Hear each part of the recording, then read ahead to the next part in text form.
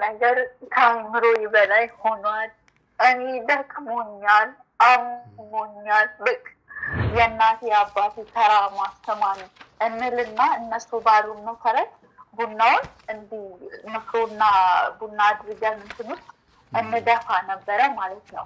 ለኛው ነው ነይ ብዬሻለሁ ስሜን እየጠራች አይጠርልንም ማለች።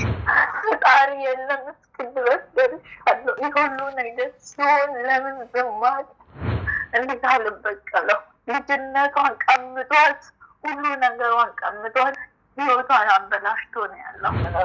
ወንድ ልጅ አልፈልግም፣ ትዳር አልመኝም፣ ምንም ነገር ማለት ነው። ይታይሻል በደንብ በአካል? እኔ ግን አምላኪ ሆይ ጌታዬ ሆይ እኔ ታምኝልኝ አየዋለሁ። ማርያም አያቶቻችን ቅድመ አያቶቻችን ተቀብለውት ሊሆን ይችላል። እኛ አሁን ላይ ግን አንቀበለውም፣ አንፈቅድለትም። በሰይጣን ላይ ድልን መቀዳጀት ነው፣ እሱን መካድ ነው። እና እሱን የሚክድ ደግሞ የመድኃኔዓለምን አባትነት አምኖ የተቀበለ ደግሞ ተስፋ አይቆርጥም። በዚህ እንስማማለን። ጆሮዋን ትታመማለች፣ እናቴ ብዙ ነገር ትታመማለች፣ ትታመማለች።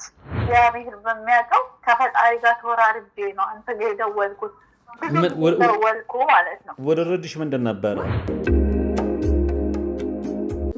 አባቶች ይጣራሉ፣ ነጠላ ጋርደን ነው የምንቀድሰው ይላሉ። እናም እኛ በሞቀ ቤት ውስጥ እየኖርን ለአጋስተ ሥላሴ እንዴት መሆን አቃተን ብለን ጥሪ ካስተላለፍንበት ዕለት ጀምሮ መቀነታችሁን ፈታችሁ፣ ከቤተሰቦቻችሁ በጀት ቀንሳችሁ፣ ወዳጅ ዘመዶቻችሁን አስቸግራችሁ፣ እነሆ ባላችሁን ገንዘብ ለ2 ሰዓታት ያህል በእግር እየተመላለስን ሲሚንቶ፣ ብረት፣ አሸዋና ድንጋይ እያመላለስን በእናንተ ድጋፍ የጀመርነው የሥላሴዎች ቤት እዚህ ደርሷል።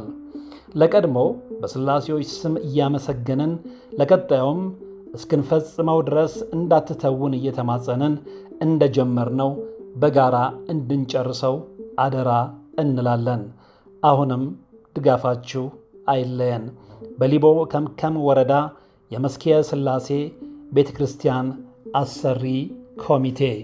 ሰላም ጤና ይስጥልን። በሀገር ውስጥና በመላው ዓለም የምትገኙ ወደ ቻናል ላይ ተከታታዮች የምንገኘው በዋናው ቻናላችን ወርቅ አፈራው አንድ ላይ ነው። ለዛሬ እጅግ በጣም የሚገርም ታሪክና ቃለ ምልልስ ይዤ ቀርብ ያለው የዛሬ እንግዳ የምትገኘው ዱባይ ነው። ሀና ትባላለች። በጣም የሚገርም የቤተሰብ ህይወቷን አጫውታኛለች በድምጿ ማለት ነው። እና ስለ እናቷም ነግራኛለች። እናቴ አብዳ መንገድ ላይ እስከ መውጣት ደርሳለች። እናቴ ከቤተሰብ ዛር በመጣ መንፈስ ጥቃት ከተለያዩ 5 ወንዶች የተለያዩ ልጆችን ወልዳለች። በህይወታችን ውስጥ የተከሰተውን ነገር ብነግርህ በጣም የሚያሳዝን ነው። እኔ ደከመኝ፣ ሰለቸኝ፣ ነገሮች ሁሉ ከአቅሜ በላይ ሆኑ የሚል ዝርዝር ታሪክ አጫውታኛለች። እኔና ሀና የተነጋገርነውን ቃለ ምልልስ እንድትከታተሉ በአክብሮት ጋብዛለሁ። እስከ ፕሮግራሙ ፍጻሜ አብራችሁኝ ሆኖ እኔ አባቶች ጋር ሚዲያ ላይ ወጥቼ አወራለሁ። ዘራችን ተዋረደ፣ ማንነታችን ታወቀ የምትሉ ከሆነ ከእናንተ ማንነት ከእናንተ እንትን የኛ ሰላም ይሻላል ብዬ ስለነገርኳቸው ምንም ችግር የለብኝም። ማንም ምንም ቢለኝ እኔ ክርስቶስ ብቻ እንትን አይበለኝ እንጂ ያለውን ነገር አወራለሁ። ችግር የለብኝም። ድምፄም ተሰማ አልተሰማ ችግር የለብኝም። እግዚአብሔር ይስጥልኝ ሀና። ብዙ ጊዜ እንግዲህ ስናገር ቆይቻለሁ እና ብዙዎች ታሪካቸውን ይነግሩኛል። ግን ዓለማዊ ሚዲያ ላይ ሄደው የመናገር ድፍረት ያላቸውን ያህል እንኳን መንፈሳዊ ሚዲያ ላይ መጥተው ያለውን የመናፍስት ስራ ለመግለጽ ፈቃደኛ የሚሆኑ በድምጻቸው በጣም ጥቂቶች ናቸው እና በዛም ብዙ ጊዜ እንግዲህ ብስጭቴን፣ ቅሬታዬን ስገልጽ ቆይቻለሁ። አንቺ ግን ሰዎች ይማሩበት፣ እኔ ቤተሰቤን ማዳን ነው የምፈልገው፣ ስለዚህ ከክርስቶስ ክብር አይበልጥምና በድምፄ እናገራለሁ ብለሽ ፈቃደኝነትሽን ስለሰጠሽኝ ከልብ አመሰግናለሁኝ እና ብዙዎችን ታሪክሽ ያስተምራል ብዬ አስባለሁ። እስኪ ወደ ልጅነት ህይወትሽን እንምጣና ሀና የት ነው ተወልደሽ ያደግሽው?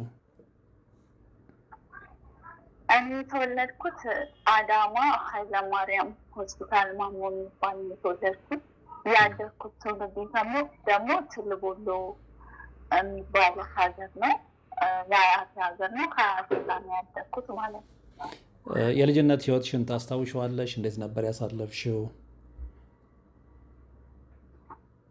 የልጅነት ህይወቴን እንኳን ብዙም አላስታውስም። ምክንያቱም በቃ በልጅነቴ ከትምህርት ቤት አንጻር ምንም ደስተኛ አልነበርኩም። በልጅነቴ እንደዚህ ብዬ አሳልፍ ያለው እምለው ታሪክ ብዙም የለኝም። ካደኩ በኋላ ነው እንዳውም ፈተናዎች የገጠሙኝ እንጂ በልጅነቴ ብዙም የማስታውሰው ነገር የለኝም ማለት ነው ለማለት ነው። እንግዲህ ሀና ከ2 ነው ከ3 ቀን በፊት ስልክ ደውለሽልን ሰፊ ሰዓት አውርተናል እና ለዛሬ በቀጠሯችን መሰረት ነው የተገናኘ ነው እና የስደት ህይወትን የጀመርሽው ገና በልጅነትሽ ነው፣ በ16 ዓመትሽ ካልተሳሳትኩኝ አይደለ? በ16 ዓመቴ ነው። ምን አጋጠመሽ? እንግዲህ 16 ዓመት እንደምናውቀው ልጆች የሚማሩበት ከወላጆቻቸው ጉያ የማይወጡበት ከእናት ከአባታቸው ጋር በፍቅር ጊዜ የሚያሳልፉበት እድሜ ነው እና አንቺ በዛ በጣም በለጋ እድሜሽ ወደ ስደት ሀገር እንድታቀኝ ምክንያት የሆነሽ ነገር ምንድን ነው? እሺ አሁን ላይ ሙሉ ታሪክን ስጀምርልህ ከትውልድ ጀምርልሃለሁ። እንግዲህ የተወለድኩት አዳማ ነው ብያለሁ። እንግዲህ ያው የተወለድኩት በትክክለኛ መንገድ ባይሆን እናቴን በሰዓቱ ሲያስቸግራት ሲያስጨንቃት በነበረ ሰው የተነሳ ህይወቷ በጣም ምስቅልቅሉ ወጥቶ በዛ ምክንያት ነው። በ13 ዓመቷ ነው እናቴ የወለደችኝ እና በስንት ዓመቷ ይቅርታ? በ13 ዓመቷ ነው እናቴ እኔን የወለደችኝ። በ13 ዓመቷ ነው። እንዴት? እስኪ በዝርዝር አጫውሽኝ። በ13 ዓመት የተለመደ አይደለም። እሺ እንግዲህ እናቴ እንደነገረችኝ ነው። በ13 ዓመቴ ነው አንቺን የወለድኩሽ ብላኛለች። በሰዓቱ እናቴ ከቤተሰብ ትንሽ ወጣ ያለች ልጅ ናት፣ ቆንጆዬ ናት ምናምን ነገር። በዛ ሰዓት ላይ ትምህርት ቤት በምትሄድበት ሰዓት ላይ ሰፈሩ ላይ በጣም ተፈሪ የሚባል ሰው ነበረ። በቃ ስሙ እንኳን ሲነሳ ሰዎች ይፈሩት ነበረ። ዛሬ ላይ አባትሽ ነው ብላ የነገረችን ሰው ማለት ነው። እና በሰዓቱ ስታልፍ ጠርቶ እንደ መልከፍ ምናምን ነገር ሲላት መልስ አልሰጣለችው። እንዴት ብደፍርክ ነው አንተ ጠርተሃቸው ያልቆሙ ሴቶች የሉም እና እሷ እንዴት ብደፍርክ ነው ንቃ ያለፈችው ብሎ ጓደኞቹ ሲያበረታቱት የእሱ እህት የእናቴ ጓደኛ ነበረች። ነይ ልብስ እንጠብ፣ ዛሬ እኛ ቤት ልብስ እንጠብና ነገ ደግሞ ቀጣይ እናንተ ቤት እናጥባለን ብላ ወደ ቤተሰቧ ግቢ ጠራቻት። ከዛ በኋላም እዚህ ክፍል ቁጭ በይና ጠብቂኝ፣ እኔ ምሳ ይዤ ልምጣና ምሳ ከበላን በኋላ እናጥባለን ብላት እናቴ እሺ ብላ እዛ ክላስ ስትገባ ግን ከውጭ በሩን ጠረጠረችባት፣ ቆለፈችባት ማለት ነው ወንድሟ እስኪመጣ። ምክንያቱም ይሄ ሁለቱ ያቀዱት እቅድ ስለነበረ ማለት ነው። ይሄን ታሪክ ከዛ በኋላ እናትሽ ነች ነገረችሽ? ይሄን ታሪክ እናቴ ነች ነገረችኝ።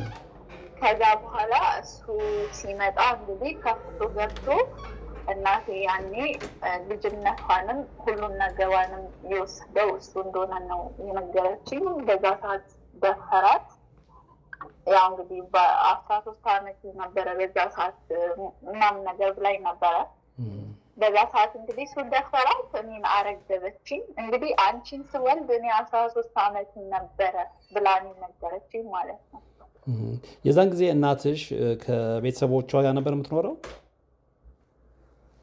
ከቤተሰቦቿ ጋር ነበር የምትኖረው። ግን እናቴ እንዴት ነው ከቤተሰብ ለየት ያለ ባህሪ ያላት። አብዛኛው ጊዜ በቃ ግንኙነቷ ምናምን የሆነ የእርድና አይነት ነገር ነበረ የምታሳልፈው ህይወቷ። ውጭ እየወጣች እየዞረ ፀጉር እየሰራች ምናምን በአለባበስም የሆነ ለየት ትል ነበር እናቴ ማለት ነው።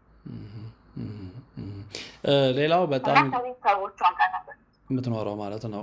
ሌላው እንግዲህ ከነገርሽኝ በኋላ በግሌ እንደው እንቅልፍ የነሳኝ በውስጤም ብዙ ነገሮችን እንዳሰላስል ያደረገኝ አንድ ታሪክ ነበረ እና እናቴ ከተለያዩ ሰዎች 5 ልጆችን ወልዳለች ብለሽኛል እና እስኪ ስለሱ ልታጫውሽኝ ፈቃደኛ ነሽ? አዎ እናቴ ከተለያዩ 5 ሰዎች እና 5 ልጆች ወልዳለች። 4ቱን አውቃቸዋለሁ ከኔ ጭምር። አንዷ ግን ሴት ናት ብላኛለች። እኔ አላውቃትም። በፎቶ አሳይታኝ ነበረ። እንግዲህ በተለያየ ሁኔታ በነገራችን ላይ እናቴ አባቷ የሌሊት ወፍ ብሎ ሰይሟታል። ምክንያቱም አትቀመጥም ነበረ፣ በየሀገሩ ትበራለች እና በዛ የተነሳ አንቺ የሌሊት ወፍ ብሏታል ማለት ነው።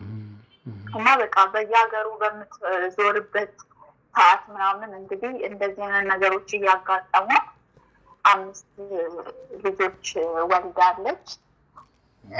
አንደኛው እንግዲህ እንደነገረችኝ ከሆነ አንደኛው ወንድ ልጅ ከኔ ቀጥሎ የተወለደው አንቺና እሱ ከአንድ አባት ነው የተወለዳችሁት ብላኛለች። ባለፈው እንደነገርኩ ግን ከሌላ ሰው ጋር ሪሌሽን ነበራት። ቤተሰብ የሚያውቅ ነበረ። ከሱ ጋር ማብራ አንድ ቤት ይኖሩ ነበረ። ከቤተሰብ ጋር የሚቀራረብ ነበረ ያ ሰው እና ያ ሰው መውለድ እንደማይችል ስለምታውቅ ይሄ ልጅ ያንተ ልጅ ነው ብላ ከኔ አባት ከተባለው የተወለደውን ልጅ ለዛ ሰው አሳልፋ ሰጥታለች ማለት ነው። የእሱ ልጅ አይደለም ልጅ በእርግጥ። ግን ሀና እንግዲህ አንቺ እዚህ ላይ በምን ግንዛቤሽን ማወቅ ማለት ባለፈው ያብራራችልኝ ነገር አለ እና እናትሽ ባል አላገባችም አይደል? የመጨረሻ ባሏን ነው መጨረሻ ላይ አግብታ፣ ያው እሱም አልተሳካም። እሱ ላይ ወደኋላ እንመጣለን እና እንግዲህ የተለያዩ 5 ልጆችን የወለደችው ከትዳር ውጪ ነው አይደለም? ከትዳር ውጭ ነው። አግብታ ምናምን አይደለም፣ ከትዳር ውጭ ነው። ያንን እንድታደርግ የገፋፋት ምክንያት ምንድን ነው ብለሽ ታምኛለሽ? ወይ እሷ የነገረችሽ ነገር አለ? ፈልገው አይደለም። እናቴ በብዙ ስቃይ ያለፈች ሴት ናት። እውነት ለመናገር እኔ አሁን ላይ እውነት ለመናገር በዚህ ለምን ከተለያየ ወለድሽ ብዬ አልወቅሳትም። ለምን በሰዓቱ ፈልጋ ያደረገችው ነገር አልነበረም። በጣም እየደበደቧት፣ እኔ ፎቶዋን እልክልሃለሁ ብያለሁ፣ አሁንም እልካለሁ። እናቴ ቆንጆ ናት። ፈልጋው ሳይሆን አስገድደዋት ደብድቧት ያደረጉት ነገር ስለሆነ በዚህ ላይ እሷ ላይ ምንም ነገር የምፈርድባት ነገር የለም። ለምን ወዳ ፈቅዳ እዚህ አይነት ህይወት ውስጥ አልነበረችም። አስገድደዋት ነበረ እዚህ አይነት ህይወት ውስጥ የነበረችው ማለት ነው።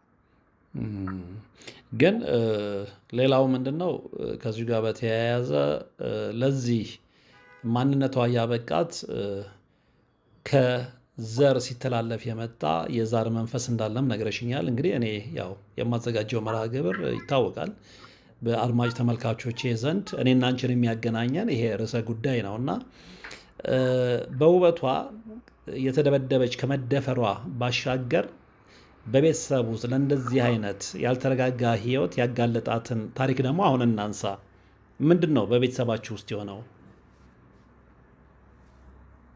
እሺ፣ በቤተሰባችን ውስጥ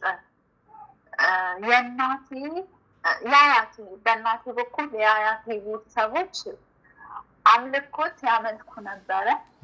አያቴን እንደጠየኳት ከሆነ ቡና አፍልተው ሙቶ ቀቅለው የሚገብሩት ግብር ነበራቸው። በነገራችን ላይ በሀገሪቷ ላይ በጣም ታዋቂ ሀብታም ነበሩ። ንብረት ነበራቸው፣ መሬት ነበራቸው፣ የአያቴ ቤተሰቦች ማለት ነው። ግን ያንን ነገር ቀስ በቀስ እያጡ ከእጃቸው ላይ እየመለመነ ያ ሀብት ከእጃቸው ጠፍቷል እና በመጨረሻ ሰዓቱን ንስሐ ገብተው ቆርበው ወደ እግዚአብሔር መንገድ ተመልሰናል ብለው ህይወትን ሲጀምሩ በቃ ከአቅማቸው በላይ የሆነ ሲመጣ ተመልሰው ወደዛ ህይወት ውስጥ እንደገቡ አያቴ ነግራኛለች። ያመልኩ ነበረ። አዎ ያመልኩ ነበረ። ግን አምልኮታቸው ሁሉ ነገራቸው አላዳናቸውም። ባዶቸውን አስቀርቷቸዋል ማለት ነው፣ ባዶ እጃቸውን። እንዲሁም ደግሞ እነሱ ካረፉ በኋላ ልጆቻቸው ባልታወቀ ነገር እየሞቱ ነው፣ እየተሰቃዩ ነው፣ ብዙ ነገር እየሆኑ ነው ማለት ነው። እስኪ አምልኮት ነበረ፣ ያደርጉ ነበረ። ልጆቻቸው በተለያየ ነገር ሞተዋል ብለሽኛል። እስኪ በዝርዝር እናውራው። ይሄ ለምንድን ነው የሚጠቅመን? ብዙ ጊዜ እንደዚህ በዛር መንፈስ በባዕድ አምልኮ የሚመጡ ነገሮች ምን ያህል ዋጋ እንደሚያስከፍሉን ብዙዎች መረዳት ስላለባቸው፣ አንዳንዶቹ እስካሁን ስላልተገለጠላቸው፣ እስኪ በእናንተ ቤተሰብ በእናትሽ ቤተሰብ ውስጥ ምንድን ነው የሆነው ነገር? እንዴት ነው የሞቱት? አጠቃላይ ሁኔታውን በዝርዝር አስረጅኝ። እሺ፣ በእኛ ቤተሰብ ስነግር እኔ በ5 ወሬ ያው አያቴ ጋር ነው ያደግኩት። ካደግኩም በኋላ ትልቅ ግቢ ያላቸውና ልደታ ግንቦት 1 ሲደርስ ፍየል ያርዳሉ። ከዛ ንፍሮ ይቀቅላሉ። ሲኒ ውስጥ ንፍሮውንና ቡናውን አንድ ላይ አድርገው የእናቴ የአባቴ ከራማ ሆይ ስማን አንድ ነን ብለው እነሱ አይደፉትም። እኔንና የአያቴን ወንድም ልጅ ነበረ የሚያስደፉም ማለት ነው። ከዛም በኋላ አቴቴ ተጫታ ሆይ ስሚ የእናቴ የአባቴ ከራማ ስማን እንልና እነሱ ባሉን መሰረት ቡናውን እንዲህ ንፍሮና ቡና አድርገን እንትን ውስጥ እንደፋ ነበረ ማለት ነው። እና የአያቴ ወንድም ልጅ በጣም ትታመም ነበረ በመንፈስ። ብዙ ጊዜ ተሰቃይታለች፣ ብዙ ጸበል ተንከራታለች፣ ብዙ ነገር ልጅ አርግዛ ወርዶባታል፣ ብዙ ነገር ሆናለች። እና አንድ ጊዜ እንዳውም ሌሊት ላይ መንፈሱ ተነስቶባት እኔና አያቴ በቀዳዳ ስናያ ነይ ለእኛው እኮ ነው አይቀርልንም ነይ አለችኝ። እኔ በምን እንዳየችኝ አላውቅም። በዛ ሰዓት በጣም ደንግጬ ነበር እና ለእኛው ነው ነይ ብዬሻለሁ ስሜን እየጠራች አይቀርልንም አለችኝ። እና ልጁን በጣም እያሰቃያት ነበረ በመንፈስ የተነሳ። እሱም ግን ያው እንግዲህ ግቢ ላይ የሆነ ሽንት ቤት እየቆፈረ እያለ ነው ድንገት ውሃ ጠማኝ እስቲ ቀዝቃዛ ነገር አምጡልኝ ብሎ ሚሪንዳ አምጥተውለት እሱም በጠጣ ሰዓት ባልታወቀ ነገር ህይወቱ ጠፍቷል። አንደኛውም አምቦ ላይ በሰው እጅ ነው ተብሏል። ባልታወቀ ነገር ህይወቱ ጠፍቷል ማለት ነው። 2 ወንድማማቾች በማይታወቅ ነገር ህይወታቸውን አጥተዋል በድንገት። ግን አሁን ይሄ ነገር ቀጥታ ከዛር መንፈሱ ጋር ግንኙነት አለው ብለሽ ታምኛለሽ? አገናኘዋለሁ። እኔ ለምን እንደማገናኘው ታውቃለህ? አያቴ ጸሌ ርክክብ አለና አልቀበልም ስትል አሁን ያልኩ ሴት ልጅ የምትታመምበት ያልኩ የአያቴ ወንድም እሱ ጸሌውን ተረክቦ ነበረ።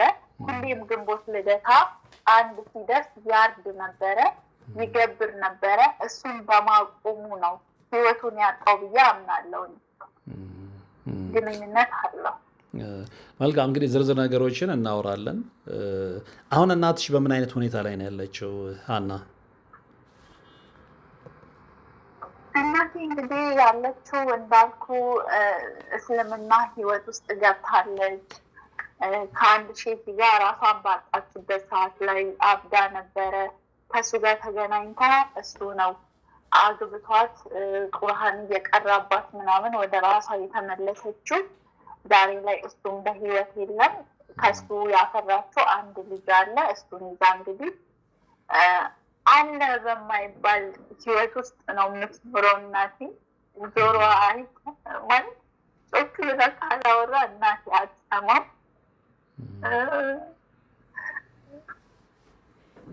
ብዙ ነገር ታማሚ ሆናለች። ይገርመኛል ምን ያህል ልብ ሊሰብር እንደሚችል የእናት ነገር። ያው ሁላችንም ስለ እናቶቻችን ያለንን ፍቅር እናውቃለን። እናቶቻችን ለልጆቻቸው ያላቸውን ፍቅር እናውቃለን። ስለ እናት እንደዚህ አይነት ነገር መስማት፣ እንዲህ አይነት ነገር መመልከት ምን ያህል ልብ እንደሚሰብር አውቃለሁ። ግን ያው እንደምንም ተረጋግተን እርግጠኛ ነኝ ይህንን ቃለ ምልልስ እንጨርሰዋለን። መጨረሻ ላይ ምናልባት እንግዲህ እናትሽን መርዳት የሚፈልጉ ሰዎች ካሉ እድሉን እሰጣለሁ። ሀና፣ እንግዲህ ቅድም በመግቢያ ላይ አንስቻለሁ። አንቺ ገና በ16 ዓመትሽ ነው ለስደት የተዳረግሽው።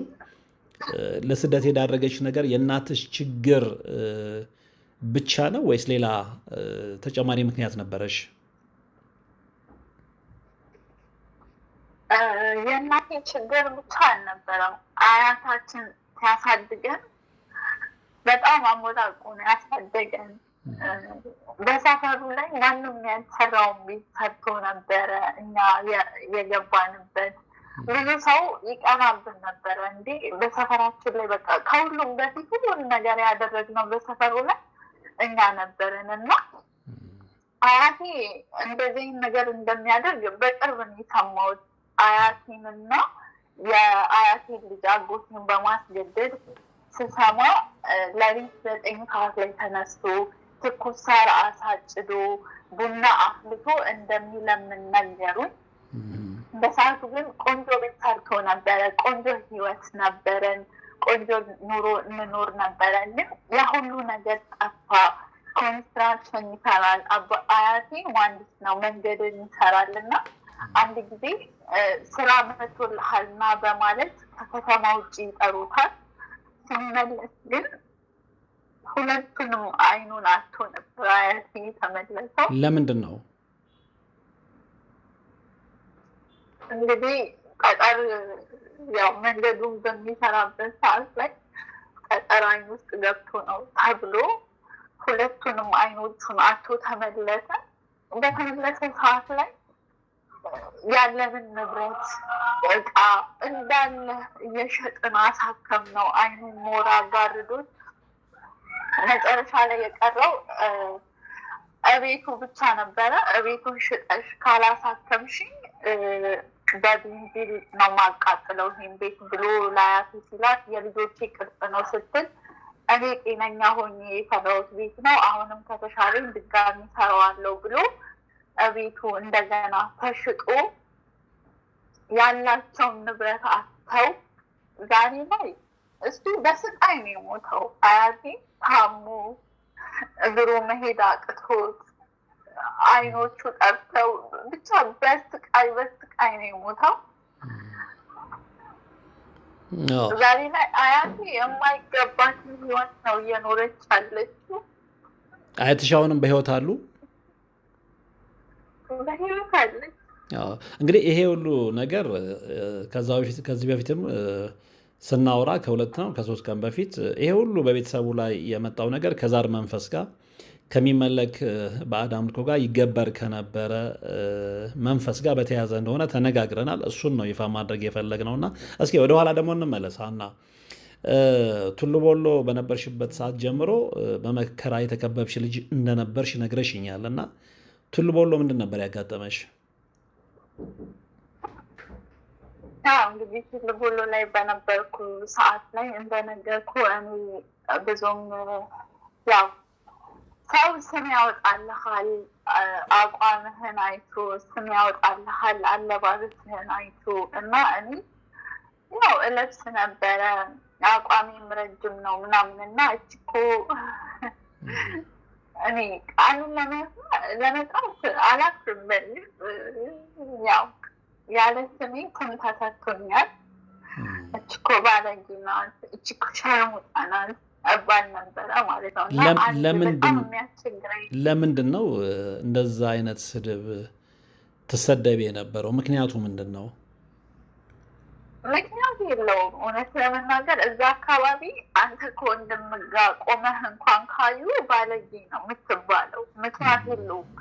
ዝም ብሎ ስምህን ያጠፉታል፣ ዝም ብሎ ይሰድቡሃል።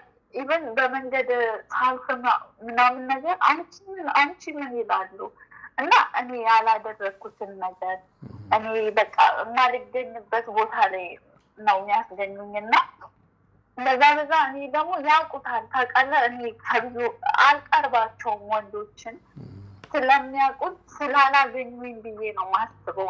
ንዴታቸውን ነው የሚያንጸባርቁት ብዬ ነው ማስበው። ዛሬም ቢሆን እንዲሰሙት የምፈልገው እኔ ስላላገኙኝ ነው።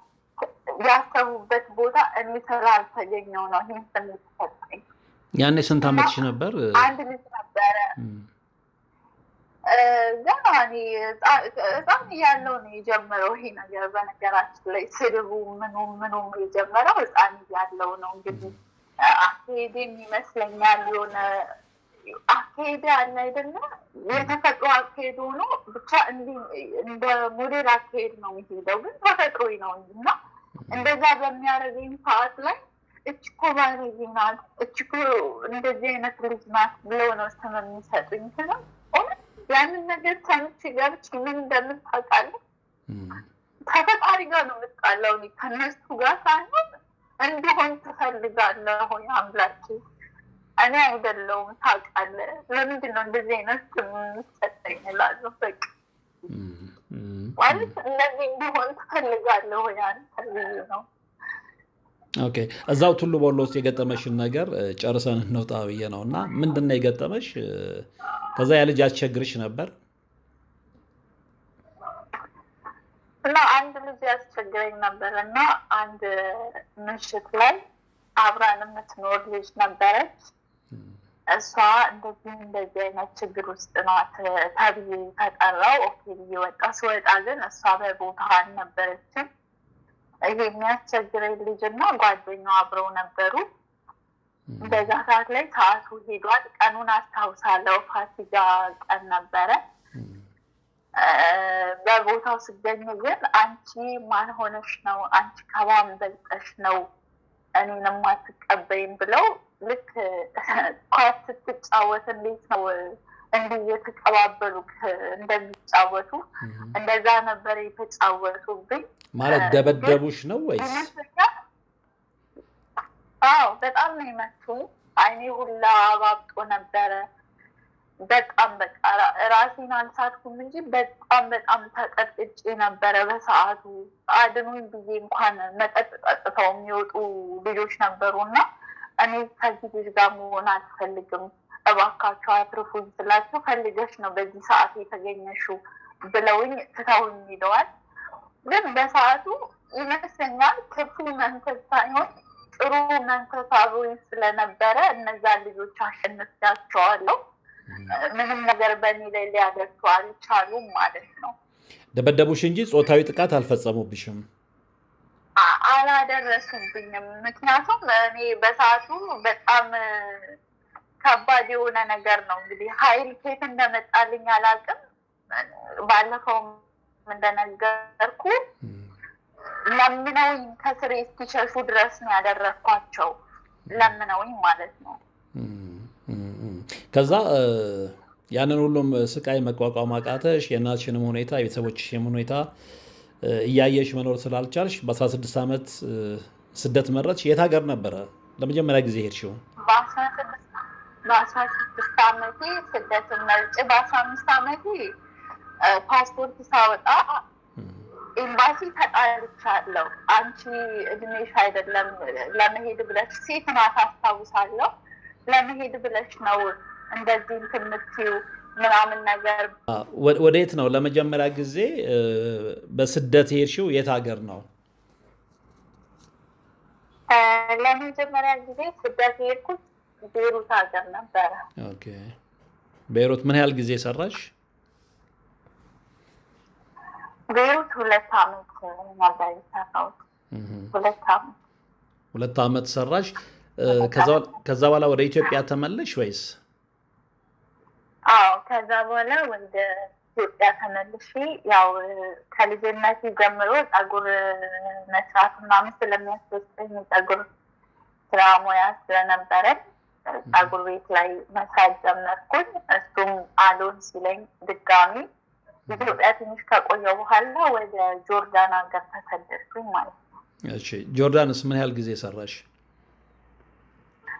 ጆርዳንም 2 ዓመት ከ4 ወር ከ5 ወር ሰርቼ ወደ ኢትዮጵያ ተመለስኩ። ከዛ እንደገና ለሶስተኛ ጊዜ ሄድሽ? ለሶስተኛ ጊዜ ኢማራት መጥቻለሁ። አሁን የሚገኘው ኢማራት ነው፣ ዱባይ ሀገር። ዱባይ ምን ያህል ዓመት? 3 ዓመት ከምናምን። አሁን 3 ዓመት ከምናምን ሆነኛል እዚህ ሀገር። ኦኬ። እርግጠኛ ነኝ ልክ እንደ ቱሉ ቦሎ ሁሉ በአረብ ሀገራትም ብዙ ሴት እህቶቻችን እንዲህ ጾታዊ ጥቃት ይደርስባቸዋል። ይሄ የሚታወቅ ነገር ነው እና ምናልባት በሰራሽባቸው 3 ሀገራት አሁን የምትኖሪባትን ዱባይ ጨምሮ እንዲህ አይነት ጥቃት ደርሶብሽ ያውቃል? አዎ ዱባይ ሀገር ላይ እንግዲህ ከኢትዮጵያ ኦርደር አድርጎ የወሰደኝ ሰውዬ በጣም የሚታወቅ ነው። ፖሊስ ነው። ብዙ 4 ሚስቶች አሉት። ብዙ ሰራተኞች አሉት። በየቤቱ 2 ሰራተኞች አሉት እና በሰዓቱ እኔ ያስቸግረኝ ነበር እውነት ለመናገር። እናንተ ኢትዮጵያኖች አንቺ ማን ሆነሽ ነው አንቺ ይለኛል። ማለት እናንተን እኮ በርካሽ ነው ማግኘት የምንችለው በ20 ብር በ30 ብር እና አንቺ ምን አድርገሽ ራስሽን አይተሽ ነው ሲለኝ በቃ መቋቋም አልቻልኩም። ከምሰራበት ቤት ጠፋሁ ማለት ነው። ኦኬ። እና አሁን ሌላ ቦታ ነው የምትሰሪው? አሁን ሌላ ቦታ ነው። ወረቀቴንም ለማስተካከል ብሎክ አድርጎኝ ነበር እና ብሎኬን አንሳልኝ ምናምን ነገር ብዬ የሆነ ሰዓት ላይ ስደውልለት በነገራችን ላይ ብዙ ማስረጃ አለኝ። የላከልኝን ድምፅ ወደ ሌላ ስልክ አስተላልፌ አስቀምጬ ነው ያለሁት። አንቺ ብቻ እሺ በይኝ እንጂ እኔ አይዲሽንም አሰራልሻለሁ፣ በግልሽ የምትፈልጊውን የምትወጂውን ፀጉር ከፍትልሻለሁ፣ አኖርሻለሁ፣ ግን አንቺ ብቻ እሺ በይኝ ብሎ አሁንም በሰውነት የመጠቀም አይነት ቃላቶች እያወራኝ ነው ያለው። ይሄ ሰው የት ነው ያለው? ብዙ ማስረጃዎች አሉ። የት ነው ያለው? ይሄ ሰው እዚሁ ነው ያለው። ዱባይ ነው ያለው። የዛ ሀገር ዜጋ ነው? አዎ የሀገሩ ዜጋ ነው። ስለዚህ እንደዚህ አይነት እንግልቶች በውጭ ብዙ ማስረጃዎች አሉ። እስኪ አሁን ደግሞ ወደ ዋናው ርዕሳችን እንመለስ። አንዴ እዛ አንዴ እዚህ የሚለው ለምንድን ነው? ሁለቱም ጋር የሚነገር ታሪክ ስላለች ነው ሀና፣ ሀገር ቤትም ባህር ማዶም ማለት ነው። እና ዋናው ግን ያው ርዕሰ ጉዳያችን የአንቺና የቤተሰቦችሽ ህይወት ስለሆነ አሁንም ወደዛ ነው የምንመለሰው። እንግዲህ ቅድምም ተነጋግረንበታል። እናትሽ ከተለያዩ 5 ወንዶች የተለያዩ 5 ልጆችን ወልደዋል አይደለም? መጨረሻ የተገናኙት ወይም ደግሞ መጨረሻ ላይ የወለደችው ከሞቱት የእስልምና እምነት ተከታይ አባት ነው አይደለም? ከእሳቸው ጋር እንዴት ነው የተገናኘችው እሷ? ከእሳቸው ጋር የተገናኘችው አሟት ነበረ አንድ ወቅት ላይ። አርሲ ናቸው ሰዎቹ፣ አርሲ አሰላ የሚባል አካባቢ ናቸው እና እናቴ በጣም አሟት አብዳ ነበረ። ራሷን አታውቅም። ራሷን ስታ መሀል አስፋልት ላይ ህርጣኗን ቁጭ ብላ ፀጉሯን የቆረጠች ምናምን በነበረችበት ሰዓት ላይ ነው እንግዲህ አሁን ያልኩ ሴቲ ቁርአን አስተማሪ ናቸው። እነሱ አግኝተዋት ቁርአን ቀርተውላት ብዙ ጊዜ አስታሟት መጨረሻ ላይ ያገቧት ማለት ነው። ከእሳቸው ልጅ ወልዳለች? አንድ ልጅ ወልዳለች። ሻዕራዊ ይባላል። አንድ ልጅ ወልዳለች። እኚህ ሰው ግን አሁን በህይወት የሉም አይደለም? ባለፈው እንደነገርሽኝ ምንድን ነበረ ለህይወታቸው መጥፋት ምክንያት የሆነው? ለህይወታቸው መጥፋት በዝርዝር ንገሪኝ። ስኳር ታማሚ ነበሩ። የሆነ ሰዓት ላይ እናቴ ቡና አቀራርባ ምናምን ነገር ያውቁባታል። ታውቃለህ እናቴ ከዚህ በፊት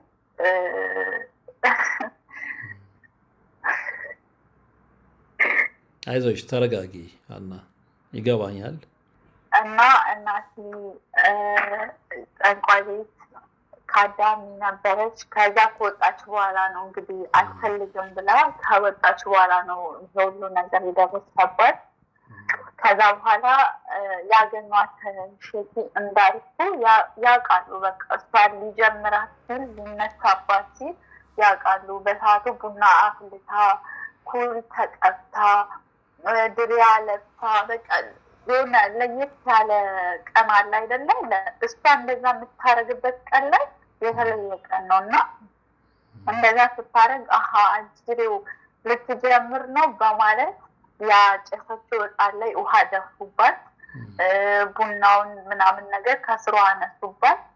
ፈረሴን የኔ ፈረስ ነክተሃል እና ይኸው ምስክሬ ነው፣ ይኸው እግዚአብሔር ምስክሬ ነው፣ ፈረሴን ነክተሃል እና አንተ በህይወት አትቆይ፣ ፈረሴን ነክተሃል እና አንተ በህይወት አትቆይም አለው። እያየው ማለት ነው አለችው። እናቴ ካቱ ተዘጋግጬ ነበር፣ ምን እንደሆነ አላውቅም። ከዛም በኋላ ፈረሴን ነክተሃታል እና አንተን ከዚህ ሳምንት ምናምን አታልፍም፣ ከዚህ 2 ሳምንት አታልፍም ተባለ። የኩላሊት ታማሚ ነው። ዳይሊሲስ እያደረገ ነበረ አዳማ ሆስፒታል፣ ጀነራል የሚባል ሆስፒታል። ማርያምን እሷ እንደዛ ብለው ማለት ነው በ2 ሳምንቱ ምናምን ይወጣል። ከዛ በኋላ እንደገና እናትሽ ያው ለብቸኝነት ህይወት ተዳረገች ማለት ነው። አሁን ከማን ጋር ነው የምትኖረው እናትሽ? እናቴ የምትኖረው አሁን ከትንሹ ወንድም ጋር ነው። ከትንሹ ወንድምሽ ጋር? እኔ አሞኛል፣ እናቴ ስሙት አሞኛል። በቃ የእናቴ ህመም አሞኛል፣ የራሴ ህመም አሞኛል፣ የአያቴ ህመም አሞኛል። በቃ እኔ ፈጣሪ የለም እስክል ድረስ ደርሻለሁ። የሁሉ ነገር ሲሆን ለምን ዝም አለ? አይወደንም እንድኛል። እግዚአብሔርን በጣም ደክሞኛል። ቆይ ምንድን ነው አሁን እንደዚህ ተስፋ እንድትቆርጭ ምክንያት ሆነች? አዎ ምናምን አባት አለኝ ብዬ ነው ማውራው። እውነታው አባቴ አልተቀበለኝም። እኔ በፋሚሊ ደስተኛ ሆኜ እንደሆንኩ ነው ማውራው። በፋሚሊ ግን ደስተኛ አይደለውም። ሁሉ ነገር ከአእምሮ በላይ ሆኗል። እኔ ደክሞኛል፣ አሞኛል። በቃ ቢያንስ እንኳን በቃ እግዚአብሔር ለእኔ ህይወትን ታሪክን መቀየር ካቃተው እግዚአብሔርን እኔ ይውሰደኝ ብዬ ነው የምለምነው። እኔ እግዚአብሔርን ሁሌ የምለምነው ማለት ነው። በቃ መቋቋም ስላቃተኝ ማለት ነው። ሀና ማለት ያለሽበትን ሁኔታ ያው ደጋግሜ አሁንም እንዳልኩት እንረዳለን፣ እረዳለሁኝ። አሁን እንደዚህ በዚህ እድሜሽ ተስፋ እንድትቆርጪ ስሜትሽ በጣም መራራ እንዲሆን ያደረገው ነገር ምንድን ነው? በአባትሽ መከዳትሽ፣ አባትሽ ልጅ አይደለችም ብሎ መካዱ፣ በአባት መከዳቴ ተስፋ እንድቆርጥ አድርጎኛል። በቤተሰብ መንከራተት ተስፋ እንድቆርጥ አድርጎኛል። ሁሉ ነገር ይህን ሊያሳየኝ ነው የፈጠረኝ ብዬ ነው። ሁሉ ነገር ነው ተስፋ እንድቆርጥ ያደረገኝ። ሁሉ ነገር በቃ ወጓጓለት ህይወት የለኝም አሁን። ስንት ዓመትሽ ነው ሀና? አሁን 24 ዓመቴ ነው። 24 ዓመትሽ ነው። እርግጥ ነው መከራ ሲደራረብ ብዙዎቻችን ተስፋ እንቆርጣለን። ግን በዛ ጨለማ ውስጥም ደግሞ እግዚአብሔርን ፈልገን ለማግኘት በምንሞክርበት ሰዓት ደግሞ ጭላንጭሉን እንመለከታለን። እዚያ ይህንን እኔ በጽኑ ስለማመን ነው ይህንን እምልሽ። ከ2 ቀን በፊትም ብዙ አውርተናል፣ ብዙ ተስፋ ሰጪ ነገሮችን ተነጋግረናል። ግን አሁን ደግሞ ተመልሰሽ እንደዚህ ተስፋ እንድትቆርጪ አልፈልግም። በስፋት እናወራለን። በተቻለ መጠን ሌሎች ሊረዱሽ የሚችሉ መንፈሳዊ አባቶችንም እንፈልጋለን ብዬ ቃል ገብቼልሻለሁ አይደለም? ለዛም ነው ዛሬ ቀጠሮ አድርገን በእኔ ህይወት ላይ የደረሰውን ነገር ለሰዎች ላካፍል። በተለይ እናቴ ከእንደዚህ አይነት ህይወት ውስጥ እንድትወጣ እፈልጋለሁ። አሁንም ያለችበት ህይወት ትክክል አይደለም። ያ ከቤተሰብ አምልኮ ስባ ያመጣችው ነገር እየጎዳት ነው ብለሽ ነግረሽኛልና ይህን ታሪክ የሰሙ መንፈሳዊ ሰዎች ይረዱሻል ብዬ ስለማምን ነው እንግዳ የሚያደረግኩሽ። ብዙዎችም ደግሞ ያንቺን የህይወት ታሪክ ሰምተው ወንድማዊ እህታዊ ምክራቸውን እንዲያካፍሉ ስለፈለግኩ ነው። ግን አሁን በእንደዚህ አይነት በተረበሸ ስሜት ውስጥ አንደኛ ድምፅሽ እየተቆራረጠብኝ ነው። ገብቶሻል አይደለም? ስለዚህ አሁን ተረጋጊና ዋናውን አስኳል ነጥብ አድማጮቻችን እንዲይዙት ተረጋግተሽ አሁን እንደውም ከዛሬው ይልቅ ባለፈው የነገርሽኝ ነገር በደንብ መስመሩን የጠበቀ ፍሎውን የጠበቀ ነበርና ዛሬ ትንሽ ስሜታዊነት እያየሁብሽ ነው። ከስሜታዊነት ውጭና እኔ እንደውም ጣልቃ ባልገባ ደስ ይለኛል። ምክንያቱም አንቺ ሙሉን ታሪክ ብትተርኪልኝ ደስ ይለኛል። ስለዚህ ውስጥሽ ያለውን ነገር በደንብ ዝርግፍ አድርገሽ ለእኔ ብቻ አይደለም ለአድማጮቻችን ለተመልካቾቻችን እንድትናገሪ ስለምፈልግ ተረጋግተሽ የቤተሰቦችሽን ህይወት አጫውችኝ። እና እኔ በህይወት የምፈልገው ነገር በቃ ቤተሰቦቼ መንከራተት ይበቃቸዋል። ከማንም በላይ የነበረ ህይወትን ኖረዋል። ዛሬ ግን ቤተሰቦች እየተንከራተቱ ነው፣ እየተሰቃዩ ነው። እኛ ባጠፋነው ጥፋት አይደለም፣ አያቶቻችን ቅድመ አያቶቻችን ባጠፉት ጥፋት እኛ እየተፈተንን ነው። እኛ ዋጋ እየከፈልን ነው። እኔ መተኛት አልቻልኩም። በጣም እየተፈተንኩኝ ነው። እግዚአብሔር ይኸው አንደበቴን ልሳኔን ይዝጋው ማለት ነው። እንዲህ እያየሁት እየፈተነኝ ነው ያለው። ህይወቴን ሊቀማኝ በቃ ኑሮዬን ሊቀማኝ በተደጋጋሚ ሊገለኝ እየታገለ ነው ያለው ይሄ ክፉ መንፈስ እና በቃ አቃተኝ። በቃ ደከመኝ። እግዚአብሔር ምስክሬ ነው። እኔ የኔ ቤተሰቦች ነፃ እንዲሆኑ እፈልጋለሁ። ከዚህ ህይወት ውስጥ እንዲወጡ እፈልጋለሁ። በቃ እኔ ይህንን ህልም ይህንን ቅዠት ደግሜ ማየት አልፈልግም። በጣም የደከመኝ እግዚአብሔር ምስክሬ ነው። በቃ አንዳንዴ በጣም ይሰለቻል። በቃ ይሰለቻል። እግዚአብሔር ምስክሬ ነው። በጣም ደከመኝ። ማንነቴን ከብዙ ሰው ደብቄ ኖርኩኝ። ሀና ደስተኛ ናት፣ ሀና በቤተሰቧ ችግር የለባትም እያልኩኝ የኖርኩት፣ እውነታው ግን ያ አይደለም። ሰውነቴ ተበላ፣ እድሜ ተበላ። እየዋሸው ደስተኛ በቃ ደስተኛ ነኝ ብዬ ራሴ ለሰዎች እያሳየው እኔ ግን እያለኩኝ ነው። ድክም አለኝ፣ ደከመኝ። በቃ ከቤተሰቤ ላይ ይሄ ነገር እንዲወገድ እፈልጋለሁ። አንፈልገውም፣ እኛ አንቀበለውም። በቃ አንቀበለውም። ክፉ መናፍ አንቀበለውም።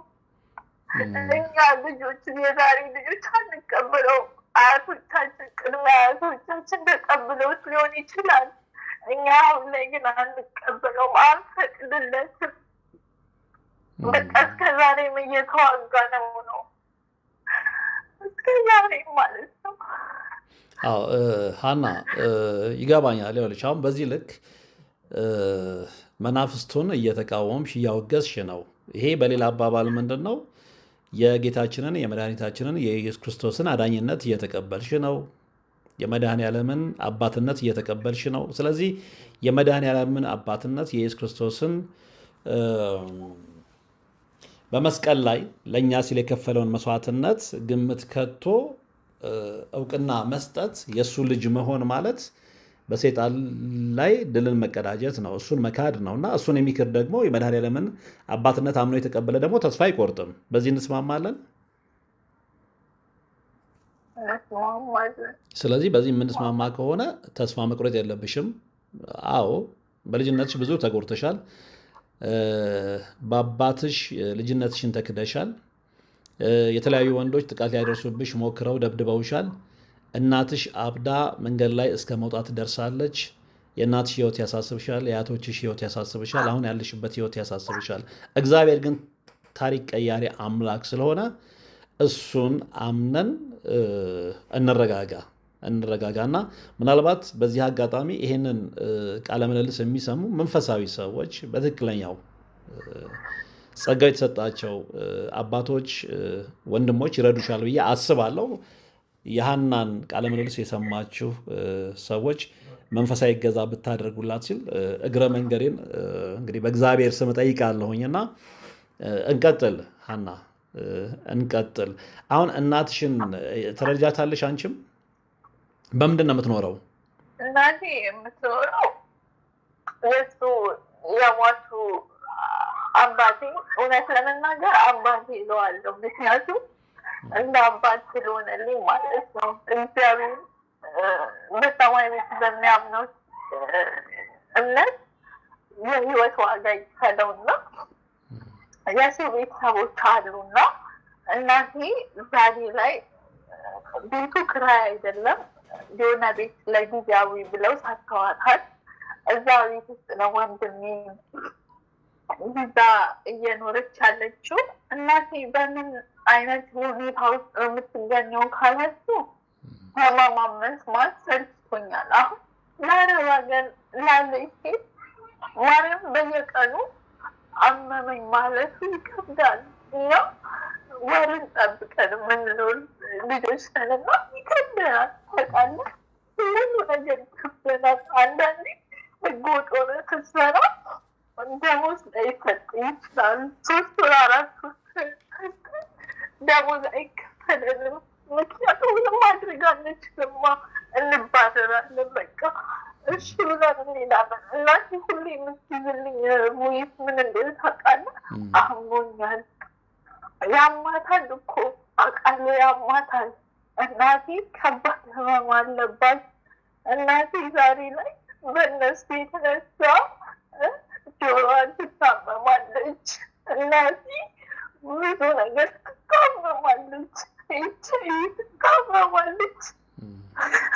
ማለት ይህን እንኳን እሷለን ያልነገረችኝም እና